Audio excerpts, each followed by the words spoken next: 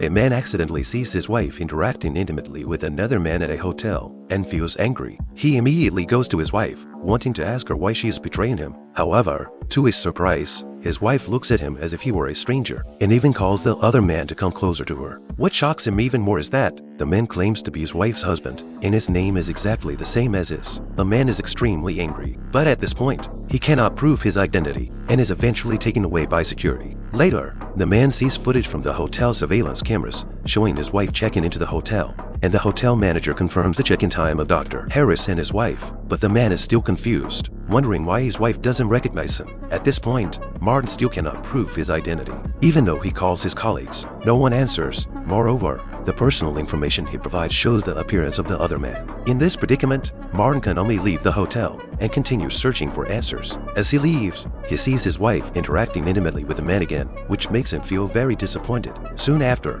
Martin feels that he is being followed. To confirm, he goes to the subway station and indeed finds someone following closely behind him. Martin quickly boards the train, successfully escaping the follower. On the quiet subway, Martin feels a bit scared and he begins to organize his memories, writing his thoughts down on paper and deciding to find the driver from the time. The next day, Martin visits the now unemployed Anatu thinker for helping him, wanting to learn more about what happened back then. To his surprise, Anna lost her job because of Martin's situation, and she angrily tells him to leave. Helpless, Martin tries to find another way to solve the problem. He arrives at the research facility, hoping to prove his identity through Dr. Jack. However, when Martin opens the door, he sees the man who took his wife away working with Dr. Jack on an experiment. Martin desperately tries to prove his identity and mentions a secret only he and the doctor know. Just as Dr. Jack begins to have doubts, the man also reveals other secrets. The overlapping testimonies from both men confuse Dr. Jack, and he doesn't know how to respond.